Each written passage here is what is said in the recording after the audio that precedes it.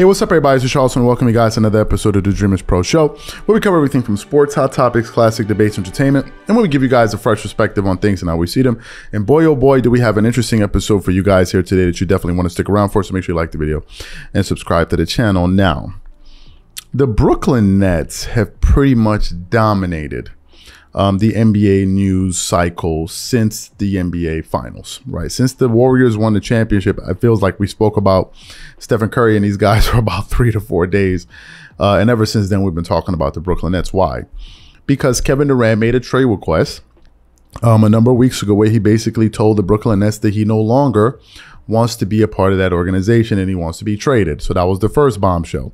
Then about maybe a week or so ago, there were reports that Kevin Durant had a meeting with the team owner or governor, however you want to call it, Joe Tsai, where basically he gave the owner an ultimatum. And that ultimatum was simply this. It's either you trade me or you fire your head coach and your general manager if you want me to return to the team.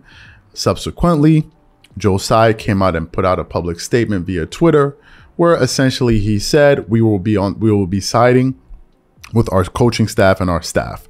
So basically, it seems like Joe Tsai basically called Kevin Durant's bluff and said, no, you're not going to come in here and dictate the terms of how we're supposed to be running this organization. And in fact, ultimately, we are going to be the ones making the final decision. And you signed a 4-year extension, which hasn't kicked in. And also, a quick aside, Kevin Durant was, I think, recently paid, according to the structure of his contract. He was owed or paid roughly $21 million even before the season starts. So the Brooklyn Nets have already actually started making good on their promise to pay him, right? So they're already making good on their own promises. I can't think of the word right now, but they're already paying KD. So they're already doing their part of this contract. So they already started paying him some of the money that they owe him. I believe is around $198 million, if I'm not mistaken. So there's that. Now, this morning, however, was doing some research, just kind of surfing the web. Wasn't really going to produce anything today. We were like, okay, let's just relax because next week we're going on vacation. Then I stumbled upon an interesting article.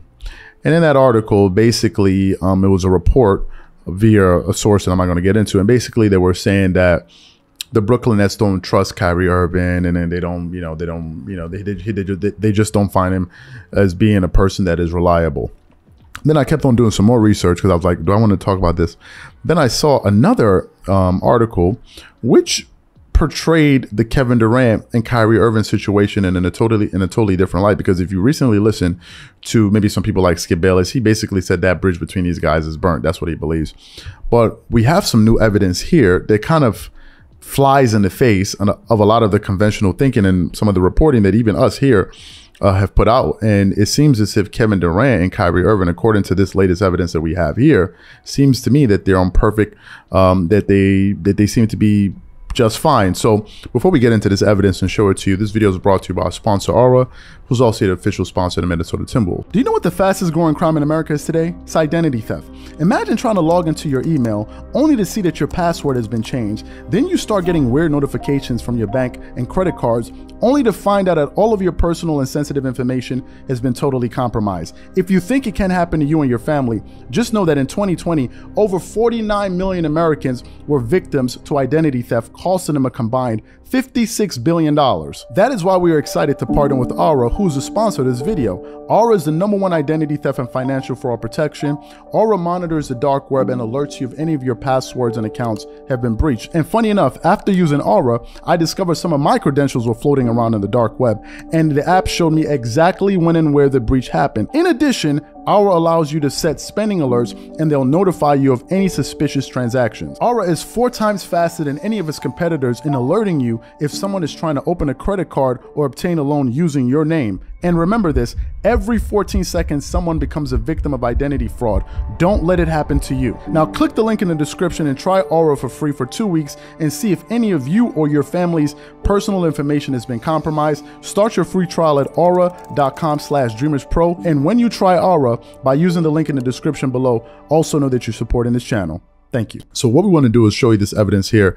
And we're actually getting this on Trae Young's Instagram account. If you go to his account, he put up a picture, he put up a post less than 20 hours ago, let's say 24 hours ago, depending on when you're seeing this video. And the post is captioned, Another day, another opportunity. And then he has images of himself training or working out in an arena or in a gym, excuse me. And then behind him, you have Kyrie Irving. You're like, okay, Trae Young and Kyrie Irving, what's the big deal? Then you scroll through the images and here you have Kevin Durant on the same court with Trae Young and Kyrie Irving, and they're all playing basketball. And if you look at some of these images, it will look as if KD and Kyrie Irving are actually playing on the same team. And of course, you have Victor Oladipo, and you have Kyrie, and you have images of Kevin Durant being guarded by Trae Young. Now, here's why I found this information to be why we said this is the information surrounding this thing is quite it's quite disturbing. It seems like it's misinformation. As you know, a lot of the info that we get, we're getting it from the bigger news outlets, right? CBSSports.com, ESPN, some other news websites, right?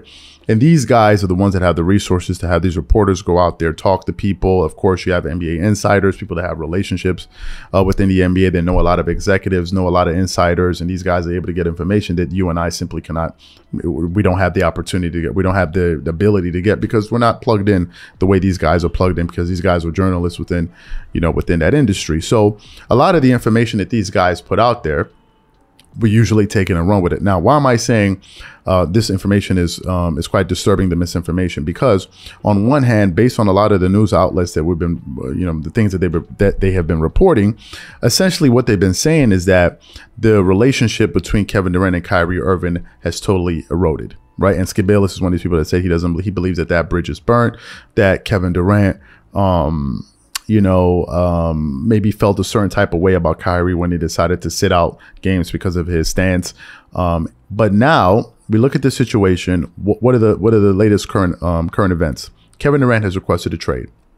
He then goes to the owner and he says, it's either you trade me or you fire your GM and your head coach. Then we have the other report which said that Kevin Durant is probably upset with Sean Marks, who's the GM of the Brooklyn Nets, because he refused to give Kyrie Irving a contract extension. And he said, no, you play out the season, and we'll discuss that later. Then some reports basically said that maybe Kevin Durant is upset with that. And some of the latest reports have been, well, hit KD and, one side of there that he probably wants nothing to do with Kyrie Irving. But then here we have an image of Kevin Durant and Kyrie Irving in the same practice facility working out together. So if the relationship between Kevin Durant and Kyrie Irving, if that bridge has been burned down to the ground, why do we see these two guys here working out together? And really the question that this is leading me to ask is this: what do we believe at this point?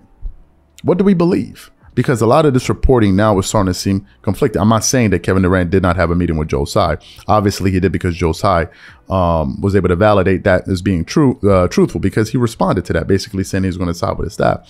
But the part about, these guys not getting along, well, if they're not getting along, why are they in the same practice facility training together, right? That's the first thing. Secondly, and this is just aside, something for us to discuss in the comment section, do you think that this evidence shows that Kevin Durant may be softening his stance on wanting to be traded, that maybe he's realizing that probably all of his leverage is gone, and maybe he may have to return after all to the season and actually play with the Brooklyn Nets? This is another possibility that's worth exploring, at least discussing. So really the question I have for you guys is, number one, do you think that the information around this Kevin Durant, Brooklyn Nets, Kyrie Irving is starting to become situation is starting to become conflicting? And number two, does these images of KD and Kyrie training together, does it give you hope, or does it at least make you think that maybe these guys could come back for another season? Whatever you guys think, please leave your thoughts and comments in the comment section. Catch y'all on the next episode.